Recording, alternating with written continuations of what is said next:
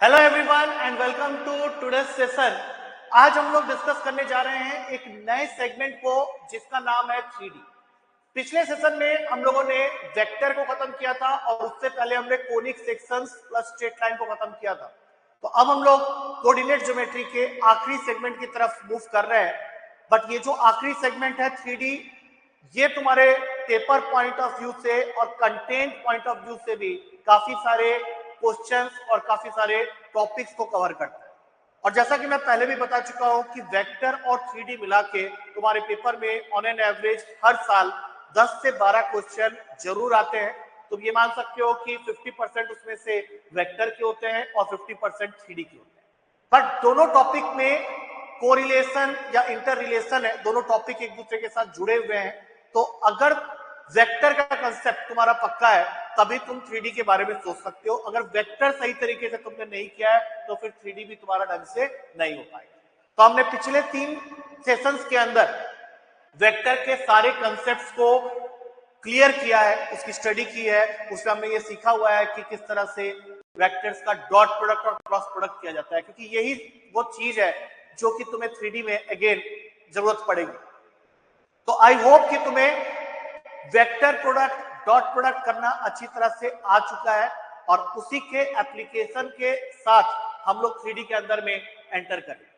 3D chapter जो है वो 4 हिस्सों में बटा हुआ है। अगर मैं 3D की बात करूं तो इसके अंदर में जो 4 चीजें जिससे क्वेश्चन आता है तुम्हारे पेपर में, उसमें सबसे पहला जो कि आज के क्लास का डिस्कशन टॉपिक होगा, that is DC and DR of a line. आज हम लोग सिर्फ इसके बारे में डिस्कस करेंगे, जानेंगे कि डीसी क्या होता है, डीआर क्या होता है एक लाइन के रिस्पेक्ट में। उसके बाद हमारी जो सेशन होगी, मतलब कल वाले सेशन में हम लोग लाइन और उससे रिलेटेड बातें करने वाले हैं, उसके फॉर्म्स के बारे में बातें करने वाले हैं। उसके बाद मेन आएगा तुम्हारा प्लेन। जब हम प्लेन के बारे में बात करेंगे तो हमको 1 से 2 क्लासेस लग सकते हैं, क्योंकि प्लेन के अंदर जो कंटेंट है वो ज्यादा है। वहां पे एक कंटेंट ये भी है कि तुम्हें लाइन और प्लेन को भी इंटरसेक्ट करना पड़ सकता है। तो उस केस में, क्योंकि वो एक एरिया है जहां से एग्जामिनर एनडीए में हर साल पेपर के क्वेश्चन को पिक करता है, मतलब intersection of line and plane, वो वाला जब पोर्शन आएगा तो it will take some time. तो मैं ये मान के चलूं कि डीसी एंड डीआर में 1 क्लास लगेगा, लाइन के अंदर 1 क्लास लगेगा और प्लेन के अंदर 2 क्लासेस लगेंगी और फिर एक फाइनली 1 क्लास होगा स्पेयर में।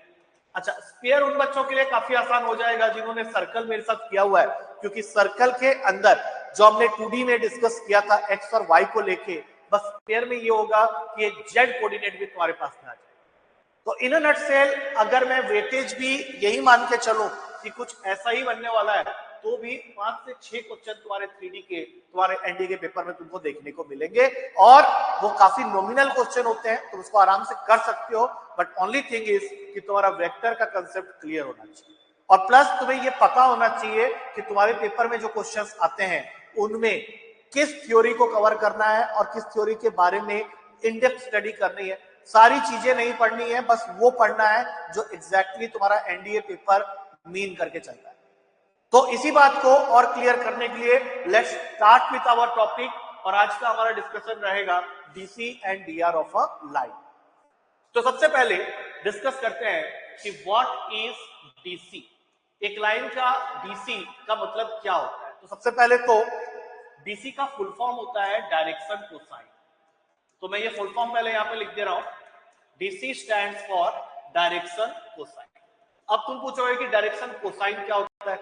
तो डायरेक्शन कोसाइन बिल्कुल वही होता है जो हमने 2D में टेंजेंट के बारे में पढ़ा था, स्लोप के बारे में पढ़ा था। तो वहां पे जो स्लोप का काम करता है वही काम 3D में डीसी करता है। तो मैं क्या करूंगा, यहां पे फिर से एक बार 3 डायमेंशनल प्लेन बना लूंगा, X axis, Y axis and Z axis. यहां से मैंने एक लाइन निकाल दी है। अब डेफिनेशन के हिसाब से डीसी होता क्या है, तो डीसी का जो डेफिनेशन तुम्हें बुक में मिलेगा उसी को मैं इस फिगर से समझाने की कोशिश करता हूं। डीसी का डेफिनेशन होता है, it is the cosines of the angle made by a line. तुम्हें यहां पे एक लाइन दिख रही होगी, तो ये लाइन पॉजिटिव एक्स एक्सिस के साथ एंटी क्लॉकवाइज डायरेक्शन में जो भी एंगल बनाता है, जैसे कि मेरे फिगर के हिसाब से ये अल्फा बना रहा है, उसी तरह से वाई एक्सिस के साथ भी पॉजिटिव डायरेक्शन में एंटी क्लॉकवाइज बीटा एंगल ये लाइन बना रहा है और जेड एक्सिस के साथ में भी पॉजिटिव डायरेक्शन में एंटी क्लॉकवाइज डायरेक्शन में गामा एंगल बना रहा है। तो इन अल्फा बीटा और गामा के कोसाइंस वैल्यू को जब तुम लेते हो तो वही होता है तुम्हारा direction cosine of a line. तो अगर मुझसे कोई ये पूछे कि what are DC of a line, तो उसका सिंपल सा डेफिनेशन होता है कि they are the cosines of the angle made by a line with positive direction of X Y and Z axis measured in anti clockwise direction.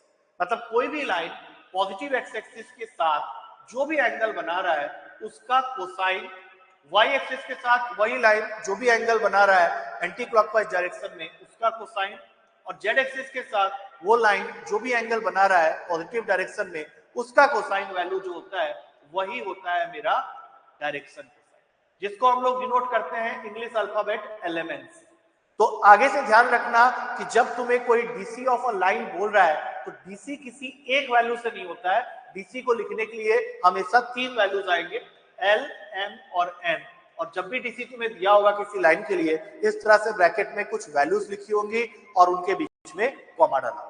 तो सबसे पहला question जो बनता है डीसी ऑफ लाइन के ऊपर में वो उनकी प्रॉपर्टीज को लेकर बनता है।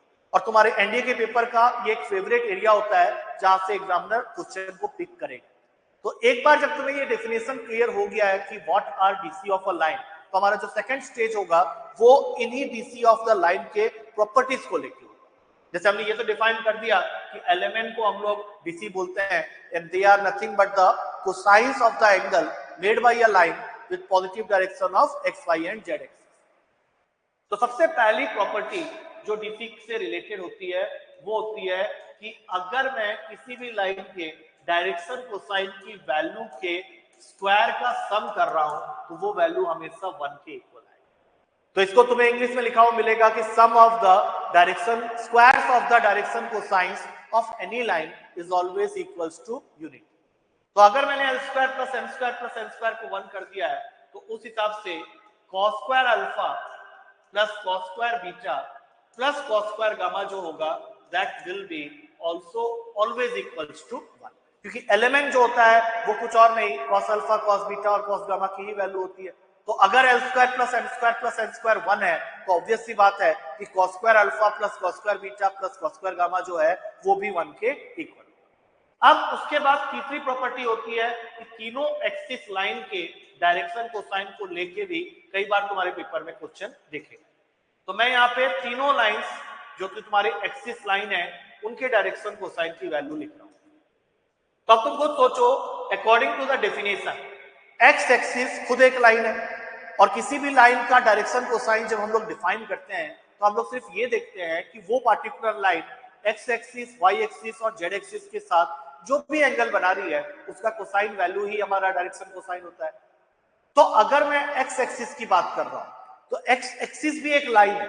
तो सबसे पहले एक्स एक्सिस के साथ क्या एंगल बना रही है तो ऑब्वियसली इसका आंसर होगा 0 डिग्री। तो अगर मैं इसका कोसाइन ले लूं दैट मींस cos 0 डिग्री बोलूं तो यही मेरे L की वैल्यू होगी। That means direction cosine of x axis के अंदर L की वैल्यू हो जाएगी 1। अब ये एक्स एक्सिस हमने फर्स्ट क्लास में ही डिस्कस किया था जब हमने वेक्टर स्टार्ट किया था कि ये जो एक्स वाई और जेड एक्सिस होते हैं ये आपस में म्यूचुअली परपेंडिकुलर होते हैं। तो एक्स एक्सिस जो कि वाई एक्सिस के साथ परपेंडिकुलर है तो उसके साथ जो एंगल बनाएगी उसका कोसाइन अगर मैं लेता हूं तो cos 90 की वैल्यू 0 होती है। और जेड के साथ भी जब मैं देख रहा हूं तो एक्स एक्सिस जेड एक्सिस के साथ भी परपेंडिकुलर है तो उसका जब कोसाइन लोगे 90 डिग्री तो वो भी तुम्हें 0 देगा। तो direction cosine of x axis हो गया 1 0 0। अगर तुम्हें ये समझ में आ गया तो direction cosine of Y axis तुम अपने आप ही लिख सकते हो, क्योंकि वाई एक्सिस फिर एक्स एक्सिस के साथ 0 डिग्री एंगल नहीं बनाएगी 90 बनाएगी तो यहाँ पे cos 90 0 हो गया। वाई एक्सिस खुद के साथ 0 डिग्री बनाएगी तो cos 0 की वैल्यू 1 हो जाएगी और वाई एक्सिस जेड एक्सिस के साथ अगेन 90 डिग्री बनाएगी cos 90 0 होता है। तो इन total direction cosine of Y axis हो गया 0 1 0। अब तुम अपने आप ही बता सकते हो कि direction cosine of Z axis जो होगा वो 0 0 1। तो कई बार डायरेक्ट क्वेश्चन आ जाते हैं कि what are the direction cosine of Z axis X axis Y axis, तो ये बातें तुम्हें क्रिस्टल क्लियर होनी चाहिए। अब आते हैं चौथी प्रॉपर्टी। अब ये जो प्रॉपर्टी मैं बता रहा हूं एक्चुअली ये एज अ क्वेश्चन बन के आ चुका है। अब प्रॉपर्टी या क्वेश्चन जो भी कहो, ये क्या कहता है कि if a line is equally inclined with all the three axis, मतलब ये हुआ कि अगर कोई लाइन तीनों एक्सिस के साथ में इक्वल एंगल बना रही है, दैट मींस ये जो तुम अल्फा बीटा गामा कह रहे थे वो अल्फा बीटा गामा नहीं है, वो आपस में अल्फा बीटा और गामा इक्वल दिए हुए। तो ऐसे सर्कमस्टेंसेस में जब तुम कॉस इनके सामने लगाओगे तो all the three values as they are equal, तो उनका जो कोसाइन वैल्यू होगा वो भी इक्वल होगा, और इस हिसाब से तुम्हारा LMN जो है वो इक्वल हो गया। तो इसके नीचे तीन क्वेश्चंस बन सकते हैं। पहला क्वेश्चन बहुत ऑब्वियस है कि what are the DC of this line, which line, वो लाइन जो तीनों एक्सिस के साथ इक्वल इंक्लाइंड। तो प्रॉपर्टी तुम्हें पता है, तो चूंकि तुमने LMN को इक्वल कर दिया है तो मैं L स्क्वायर M और N दोनों के जगह L स्क्वायर कर देता हूं, इक्वल्स टू 1 कर देता हूं। तो यहां से 3L स्क्वायर की वैल्यू 1 हो गई और L की वैल्यू आ जाएगी प्लस माइनस 1/√3। तो ये वैल्यू M और N के भी इक्वल। दैट मींस अगर तुम्हारा क्वेश्चन आता है कि what are the direction cosine of that line which is equally inclined with all the three axis, तो तुम्हारा LMN जो है वो तीनों ही सेम होंगे, प्लस माइनस 1/√3। बस इसमें एक चीज का ध्यान रखना कि कई बार एग्जामिनर वो ये मेंशन कर देता है कि विद पॉजिटिव साइड या फिर नेगेटिव साइड। दैट मींस वो तुम्हें बता देगा कि positive side of X Y and Z axis या फिर negative side of X Y and Z axis. तो अगर क्वेश्चन में उसने पॉजिटिव डिफाइन कर दिया है तो फिर आंसर हो जाएगा LMN के लिए प्लस 1/√3 प्लस 1/√3 प्लस 1/√3। अगर नेगेटिव बोल रहा है तो फिर माइनस 1/√3 माइनस 1/√3 माइनस 1/√3। और अगर कुछ नहीं बोल रहा है, मतलब वो कुछ नहीं बता रहा पॉजिटिव या negative, then you have to consider both the sides. अब सोचो कि ये चीज जैसे ही पता चली, एक इसका सेकंड क्वेश्चन भी बन जाता है इसी के साथ। अब वो सेकंड क्वेश्चन क्या कहेगा कि अगर तुम्हारा LMN सब सेम हो गए तो what are the sum of DC of this line. अब बच्चे कई बार इस क्वेश्चन को गलत कर देते हैं क्योंकि उनके दिमाग में ये बैठा होता है कि जब भी DC के सम की बात हो रही है तो वो 1 के इक्वल होगा। लेकिन मैं ये क्लियर कर दूं कि प्रॉपर्टी ये नहीं कहता है, प्रॉपर्टी ये कहता है कि sum of the squares of the DC of a line is always equals to unity.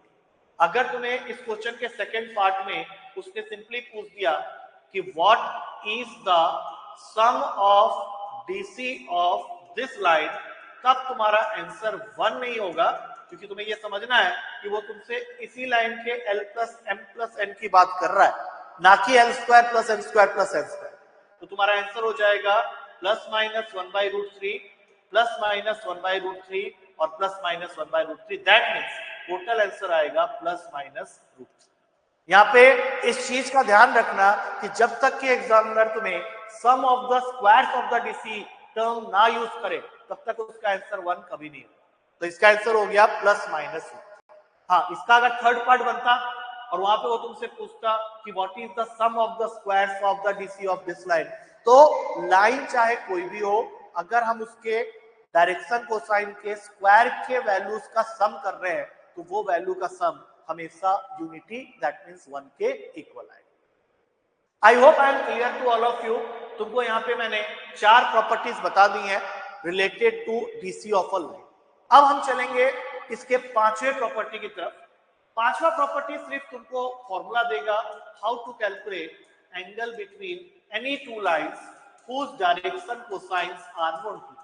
तो सपोज कर लो किसी क्वेश्चन में उसने तुमको L1, M1 और N1 ये वैल्यू दे रखा है DC ऑफ फर्स्ट लाइन की, और इसी तरह से L2, M2 एंड N2 ये तुमको उसने DC दे रखा है ऑफ सेकेंड। और क्वेश्चन का हेडिंग क्या है कि he want you to calculate the angle between these two lines। तो इसके लिए फॉर्मूला होता है cos theta is equals to L1 L2 plus M1 M2 plus N1 N2। और इसमें ध्यान रखना कि अगर स्पेशल केस होते हैं इसके अंदर, जब भी तुम ये फॉर्मूला लिखोगे इसके नीचे 2 स्पेशल केस बन जाएंगे। स्पेशल केस नंबर 1 कि अगर तुम्हारे दोनों लाइंस आपस में perpendicular, if line 1 is perpendicular to line 2, that means perpendicular का एक और सिनोनिम भी मैंने तुम लोगों को बताया हुआ है कि ये दोनों लाइंस ऑर्थोगोनल। तो कोई भी टर्म इसमें से आ जाए कि परपेंडिकुलर बोले या ऑर्थोगोनल बोले, then in both the cases you know कि तुम्हारा जो थीटा है वो 90 डिग्री हो चुका है और कॉस का 90 होता है 0। तो in case both the lines are perpendicular to each other, it is given to you in the starting, तो तुम्हें सीधा क्या करना है, L1 L2 plus M1 M2 plus N1 N2 जो कि एंगल निकालने का फॉर्मूला होता है, उसकी वैल्यू को 0 के इक्वल कर देना।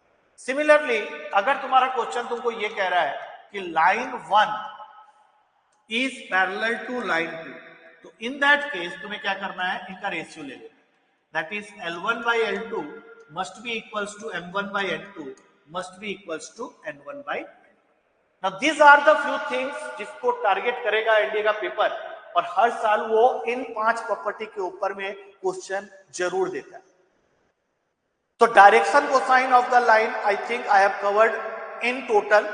अब इसी से रिलेटेड होता है तुम्हारा डायरेक्शन रेशियो। अब डायरेक्शन कोसाइन और डायरेक्शन रेशियो को मिक्स करके भी क्वेश्चन देखे गए, क्योंकि direction ratio of a line होता क्या है ये जाने बिना आगे बढ़ना मुश्किल, क्योंकि जैसे जैसे हम आगे बढ़ेंगे लाइन के बारे में डिटेल में पढ़ेंगे तो वहां पे ये दोनों टर्म्स बार बार आएंगे। तो डायरेक्शन कोसाइन हमें पता चल चुका है। अब हमारा जो नेक्स्ट डिस्कशन होगा that will be related to direction ratio of a line. तो स्टार्ट करते हैं। टीआर, अब बीआर ऑफ अ लाइन जब मैं लिख रहा हूं साइड में मैंने इसका फुल फॉर्म तुम लोगों को बता दिया है, इट इज डायरेक्शन रेशियो। अब ये डायरेक्शन रेशियो क्या होता है, तो सबसे पहले इसको समझने के लिए हम लोग एक लाइन सेगमेंट लेते हैं जिसके दोनों एंड पॉइंट्स हमें पता है। से A and B are the end points of the line segment AB, जिसमें से A के कोऑर्डिनेट है x1 y1 z1 और B के कोऑर्डिनेट है x2 y2 z2। तो अगर मुझे कोई बोले कि I have to find the direction ratio of AB, तो डायरेक्शन रेशियो ऑफ AB होगा the difference of their respective x y and z coordinates.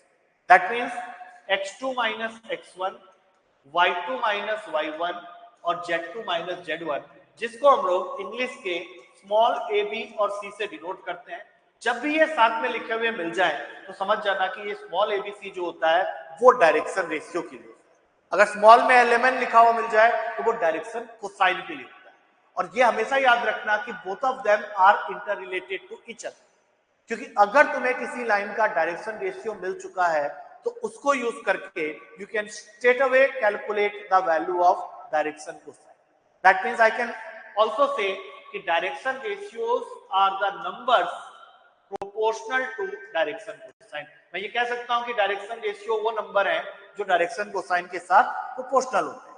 That means I can also right A is proportional to L, B is proportional to M and C is proportional to N।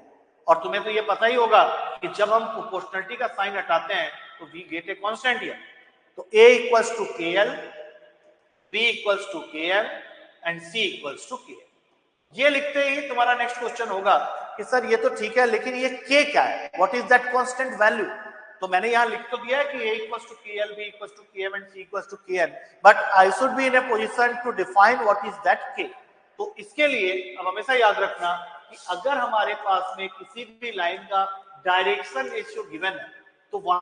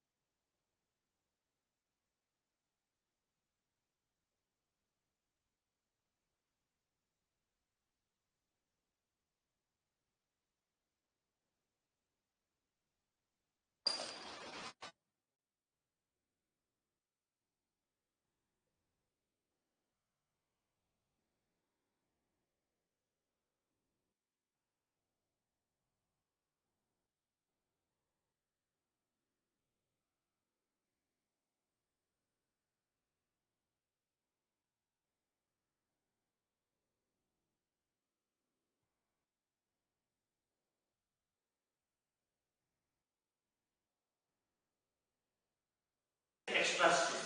अब special case जो हम लोग देख रहे हैं,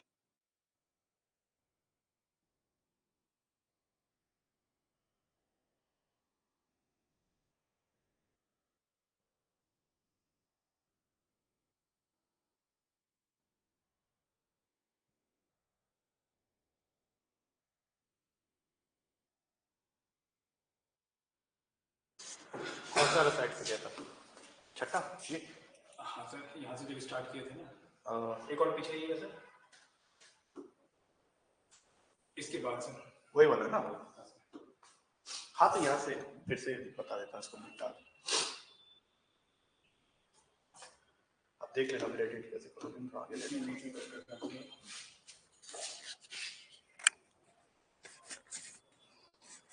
hello hello everyone,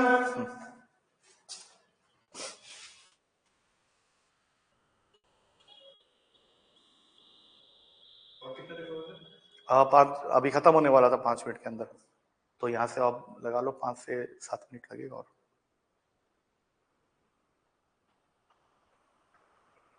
start करो।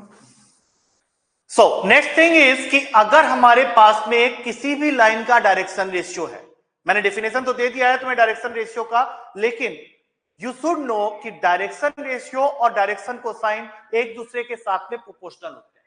तो suppose कर लो कि हमारे पास में किसी लाइन का डायरेक्शन रेशियो दे रखा है एबीसी, एंड वी वांट और we need the value of direction cosine of this line. तो किसी भी लाइन का डायरेक्शन रेशियो अगर हमें पता है तो वहां से हम लोग उसकी डायरेक्शन कोसाइन की वैल्यू को बहुत इजीली फाइंड आउट कर सकते हैं, and that formula is L is equals to a upon under root का a square plus B square plus C square, m हो जाएगा b अपॉन में अंडर रूट का a square plus B square plus C square, और n हो जाएगा c upon में under root का a square plus B square plus C square. अब इन फॉर्मूलास को जब हम ध्यान से देखेंगे तो थोड़ी देर पहले जो मैंने डेफिनेशन तुम्हें दिया था डायरेक्शन रेशियो का, that they are nothing but the numbers proportional to direction cosine, तो वो इस फॉर्मूले से तुम डिफाइन कर सकते हो। जो मैंने बोला था मैंने लिख दिया फिर से, direction ratio is proportional to direction cosine, that means a is proportional to l, और जब भी प्रोपोर्शनलिटी का साइन हटता है तो हम लोग वहां पे एक कांस्टेंट डाल देते हैं k। अब जरा इस फॉर्मूला को देखो तो तुम्हें समझ में आएगा कि k जो है that is nothing but this value. Similarly अगर b प्रोपोर्शनल टू m है और प्रोपोर्शनलिटी का साइन मैंने यहां पे हटाया, तो सेकंड फॉर्मूला के हिसाब से अगेन यू कैन सी कि जो कांस्टेंट k है that value is under root का square plus B square plus सी स्क्वायर, और उसी तरह से c is proportional to l, तो यहां से अगर मैंने प्रोपोर्शनलिटी का साइन हटाया तो जो k की वैल्यू आ रही है that is again under root का a square plus B square plus C square. That's why we always say कि direction ratio are nothing but the numbers proportional to direction cosine. और अगर किसी line segment के दोनों and points हमें दिए हैं तो फिर वहां से डायरेक्शन रेशियो निकालने के लिए you have to simply do the और take the difference of respective x Y and z coordinate. अब इसके बाद जो आखिरी कंसेप्ट इसके अंदर रह जाता है that is quite similar to the direction cosine part. वहां पे मैंने तुम लोग को बताया था कि अगर किसी दो लाइन का डायरेक्शन कोसाइन हमें दिया है तो दोनों लाइन के बीच का एंगल कैसे निकालते हैं। Now instead of direction cosine, अगर तुम्हें पेपर में किसी भी दो लाइन का डायरेक्शन रेशियो एग्जामिनर ने दे दिया, से a1 b1 c1 are the direction ratio of the first line and a2 b2 c2 are the direction ratio of the second line।